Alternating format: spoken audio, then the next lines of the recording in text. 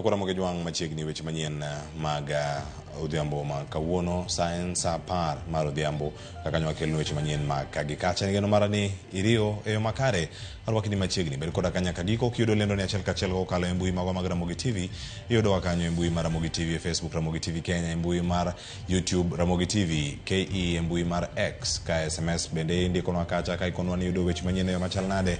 SMS line oyawe na 3-6-000 yorno ote machuo kanyo twabedo kodi kae nyaka giko mar chenro abedo kakelo weche manyien. Nyinga Cleophas Oluoch jakisumu kanya kwar mokeo nyaka chango machiegni. Nyasi mar alam ma kanyakla no bangi odiochieng' makawuono e alap ma Muiga e kaunti ma Nyeri ne jopuonjre 21 manowito ngimagi e masira mar mach manowang'o sikund primar ma en Darasha Hillside Academy. Gie thuolo ni anyuola maromo 9 kuom 21 dhi nyime kod chenro mag iko nyithindgi e miere mopogore opogore. E nyasi no nyithindo 21 manowito ngimagi oyuag kaka jochir kod jochiwruok. En nyasi manoyuore kod jodito mopogore opogore mag sirkal kamoting'o jalup jatend piny Kenya Rigathi Gachagua. Na kwa hivyo sasa ninataka with that one, my dear ones, ministry, we have made the decision that Your Excellency and everybody else concerned here, first of all, I would want to give my condolences to the parents. We have walked this journey with you together, and I can feel how much pain you have because I was with you. Director Kenywa, we are with you, and I really only want to say one thing. It is 21 days since this thing happened today. My problems became a trash under the circumstances. And I felt that God had really a big purpose to prepare me to face the loss that was facing my people. as the government, both at the national and county levels, we've made efforts to provide various support to the affected families. Other players, including governmental organizations, have also been very supportive. We will continue to give support as you send off your loved ones. We are acutely aware that this cannot wipe away your tears or take away the unimaginable pain of losing a loved one, especially at such a tender age, when they were full of promise. In this difficult moment, I wish to encourage the bereaved families, and with a word from the book of Psalms 147, verse 3, and it says, God heals the brokenhearted and binds up their wounds. May the Lord give you comfort. It is difficult. We cannot pretend to tell you that it is easy. As the moderator said in his sermon, if it were possible, much as none of us welcomes death, but if it were possible, it's much better for parents to be buried by their children. Kamachielo jatend migao mar arita Kithure Kindiki owacho ni ji 42 nowito ngimagi e ng'anyo manobag pacho ka gi rowere mag Gen Z kanyaka sani ji maromo 132 manolal e kinde ng'anyo pok oyudi. Kindiki nochopo e nyim komiti mar arita e od bura mamalo kama noduoke penjo e wi thoe mag rowere mag Gen Z e kinde ng'anyo manobagi dwe mar auchiel higani. The number of those who died is 42. But that statement had identified up to 30 of the deceased. So what I asked the police to do, I think it was just like, because the information is there, it has always been there. These numbers and who died where, in what circumstances, the context in which they died, some by bullet, others by mob, etc. That information is there. So I discovered that the information given was up to case number 30. So I asked them to update the other 12 because death is a legal consequence. And therefore, what I will be pleading with this committee is to be given 24 hours. You already have the statement that has up to 30 of the deceased. The other 12 could be provided as supplementary information in 24 hours. As I have said many times, the government of Kenya has nothing to hide. If a Kenyan died, we cannot hide the fact that a Kenyan has died. What we need to do is to find out the circumstances under which the Kenyan died and ensure that if there is culpability or culpability by any person, including a security official or a law enforcement agency, justice is served. Manogi kukumara ngwe diwichi manyeno jambo makawoni kitimana Ramogi TV. Kama chelo ka odong manandalo abich kende to iloro chutho chenro mag NHIF kendo chenro mar okumba manyen mar Chief chakore ayanga. Director mar thieth migao mar thieth Dr. Patrick Amoth olero kaka chenro ni biro tiyo kendo ber ma obiro kelo ne oganda jo Kenya ka ojiwo jo Kenya mondo wuog oko kendo ndikre e chenro manyien mar Chief. Bende olero ni yore mag chudo kaka jo Kenya biro ng'eyo yorego mag chudo kata omenda monego bed ni gichulo. Ang'eno kisendikri nitie penjo mibiro penji mondo wang'e ni yuto ni chalo nade. Nitie penjo mibiro penji dak e ot machalo nade, in gi stima dala nika mabe wanyalo neno, pi mitiyogo iomo pi yawo kose in gi pi ot, in gi vifaa mag ot ka inie gi TV moro, inie ga piko ni moro.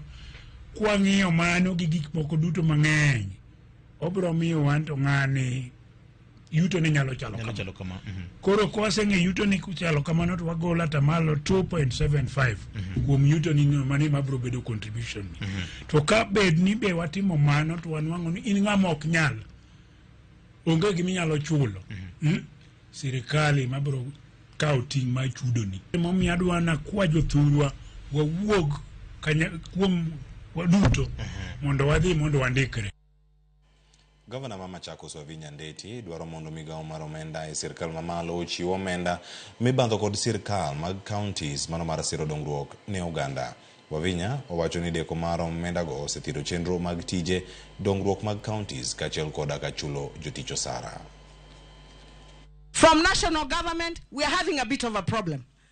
Because if it is not just for our own source revenue, life would have been very difficult.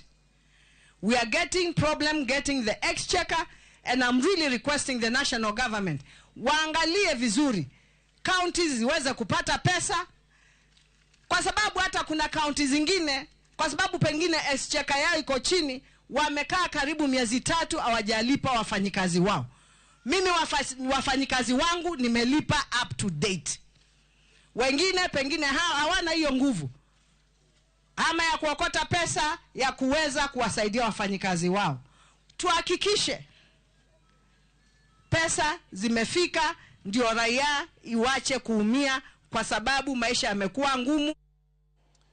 Pinyo wacho mano mamalo mano mopogore kantiere karkae na warango sigana no mano mar Anglican kata kamano kantiere lokruok wacho ni pinyo wacho mamalo koro ikwayo mondo mi okony jopiny e yore mag nyayo chiemo mondo ogol ne Kenya kata mondo ogol ne Kenya wichkuot mar koso chiemo ma osemiyo inyerogi e pinje maoko.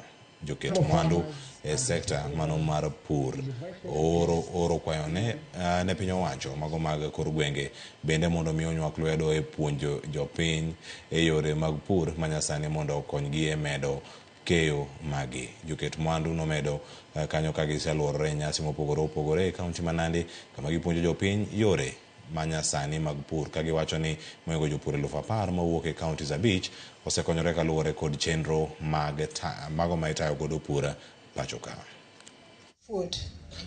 Because we have counties in Kenya that are bread baskets.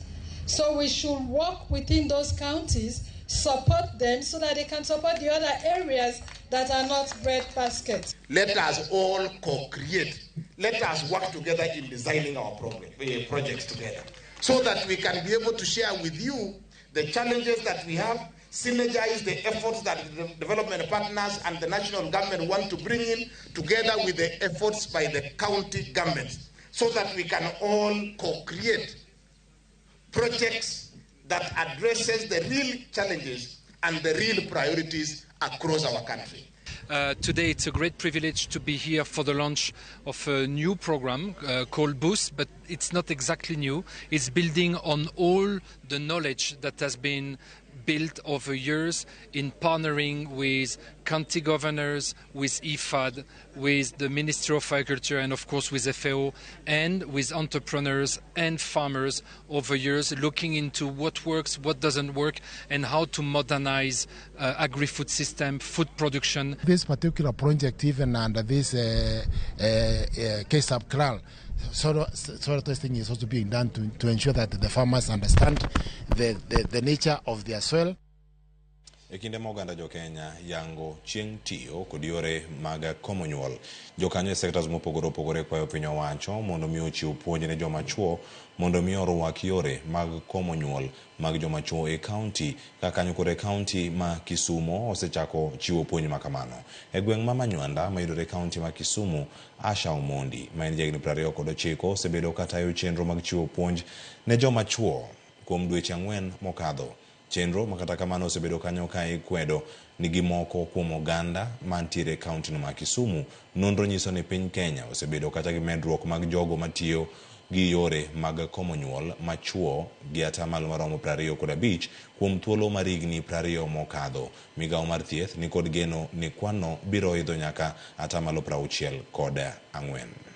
School to but no kaka ne en gima serious. Nikech bende pod nantie skul pok nang'eyo weche mag keny. Koro bang' ka nasedonjo keny, koro nadwaro ng'eyo mang'eny kuom family plan. Challenges sana kaka ani chandruok ma ji neno kaka wan chuo waluoro winjo weche mag komo nyuol, kendo waweyo ga ni weche gi gin ga mag mon. To kaka nadhi kuro mano ng'isa na yudra kakara weche gi onego beni joma chuo gi joma mine winjo. Kana duogo e group mana loso gi jo group ne apimo negi gik madware kaka sani piny dhi gi kaka bende piny uchumi mar piny chal. Komo nyuol en gima ber. Discussions in the various groups actively started in May. So the male champions ran the discussions across the various groups.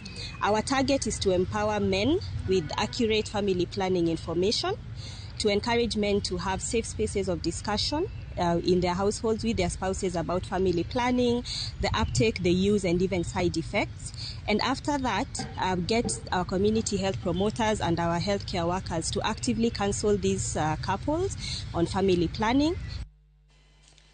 Moko kuom jodak mawuok e kaunti ma Wajir ogolo siem mager ne jatend piny William Ruto kuom koso winjo dwach jopiny kendo winjo mana put moro mar jotelo.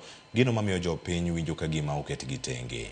Kane giwuoyo kod jofwambo, jodak go wacho ni piny Kenya ochomo kamarach kendo singo mag kampen osedok mana lek ne oganda. Jodak go osingo mar jiwo duondgi kendo kawo okang' mar rito piny Kenya. Sisi kama wakaji wa Wajir hatujabambika na hii mambo ya impeachment. Tumefeel vibaya sana juu Prezo wewe imefika level utaki Gachagua na Gachagua ndio mlichaguliwa na yeye. Wewe Prezo uko na mdomo tamu, ulikuja hapo kwa kiwanja yetu hapo right, ukabonga ukafurahia sana. Ukafurahia sana na sisi. Sasa umekuja umegeuka utaki Gachagua. Wewe Prezo kwanza, wewe si mtu mbaya sana. Isipokuwa wale wenye wako karibu na wewe, wale wabunge ndio wako na mambo mingi sana. Hii mambo imefika ati deputy mnataka kumtoa, hata mmemtoa kwa WhatsApp group ya State House. Sisi tunataka kama wa Kenya usimame mbele ya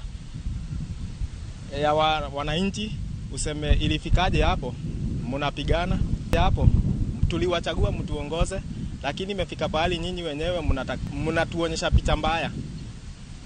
Haya, deputy wetu sisi tutaendelea kukuunga mkono kama wananchi tulikuchagua, tunaona unatupigania sababu penye president wetu amefika, sisi tunaona hata ni kama sisi atatuuza. Na kama pia unataka kutuuza, unaweza tuuza na utupatie kila mtu pesa yake, atafute kwenye atahamia, tuende tukomboe huko tuishi huko juu. Kenya ni kama umeuza kila kitu.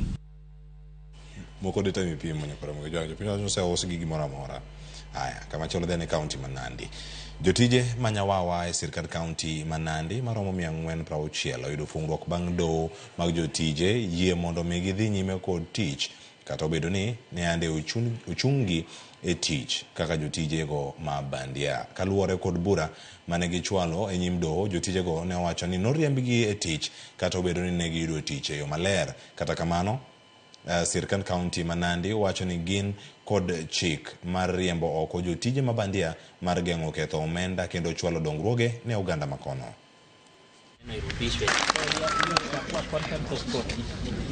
One of the orders which the court has issued is an order of status quo. And in status quo, the court has clarified that those who've been in employment shall continue being in employment, and those who have not been in employment shall remain away from employment. So we'll be having a hearing on the 16th of October so that we know our next course of action. We want more resources to be channeled towards development projects. So that is why we are saying all stakeholders, including the county assembly, we want the residents of Nandi and the staff to give Governor Sang time and his executive to implement the PSC report that came out recently so that we can free more resources to go into development. Boniface Wasonga, japur marabon mawuok e kaunti ma Migori e jaloch mokwongo mar tugo mar Jiomoshe na Shabiki Avieta jumani. Wasonga loyo shillings 350 e piem no manochaki juma mokadho. Boniface notiyo kod shilling 50 kende mar tugo no ka kanyo noloyo shilling 80,000. Kaluwore ni ne ondiko, owacho ni ne ondiko kinde malach mano ka entiere Avieta. Naomi Emich ma shilling 350 e piem no mamiyo Jimich kata jogo ma joriem ndege nyaka odds mamalo mogik shabiki.com nigi omenda mathoth ma iloyo 50,000 pile ka pile, 350 juma ka juma, ka omenda miloyo duto en milion 3.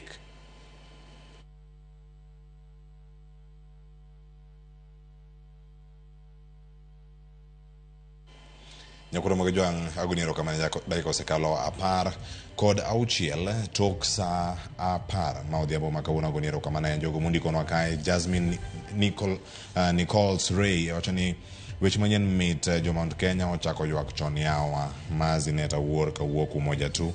Erokamano Mary Odhiambo nikodwa kar kachiel. Cindy Rashid Heaven Malaika wacho kanyo ni entiere kachiel kendo koro wayudo ote achiel kachiel. Machielo The Billionaire Kid nikodwa kar kako wacho ni luo chenro achiel kapok awene Vic wacho ni Haman Kamariki nikodwa kar kachiel kwa luo ka ntiere machielo jal miluongo ni Cleophas. Erokamano kare pod wan ga gi jok manigi nying no Kenya ka. Biden wacho ni neno waka ntiere Kajiado County Rongai. Erokamano ahinya ntiere ote mar Awuoshe ma bende luowa achiel. Awinji makare ka Nairobi komaro kae Ramogi TV ler mano Jaka Baba Original ka ntiere Awino Job ma bende luowa achiel nyakwa Ramogi Juang. Nitiere oganda mathoth mantiere kar ka mondo mi wagoni erokamano. Wacho ni ayo Omuga asedonjo kar kae kendo aluwo yo machielo ma Andrew Ondego. Erokamano gi jogo duto moluwo nyakwa Ramogi Juang. Erokamano ahinya. Wacho kanyo ni mosna mama na Martha kani awendo Migori County mano Sharon Daisy nyakwa Ramogi Juang mathoth kete kar kae moro mara ni bedo kod chak chenro mar weche manyien ma ka gi kacha nyaka sani makoro chope giko mare. Awiye lwet Papa Vic ka uno wacho ni an mana ngoma owaki ten ngoma midago nyakwa Ramogi Juang welo moiko ni donj mane mbui mar Ramogi TV kacha mondo negi achiel kachiel mar Ramogi TV e mbui mar Facebook X Ramogi TV KE ituri kodo nyaka giko na kelo weche manyien. Nyinga Cleophas Oluoch Jaki Sumo kanya kwa Ramogi nyaka chisango oriti masani.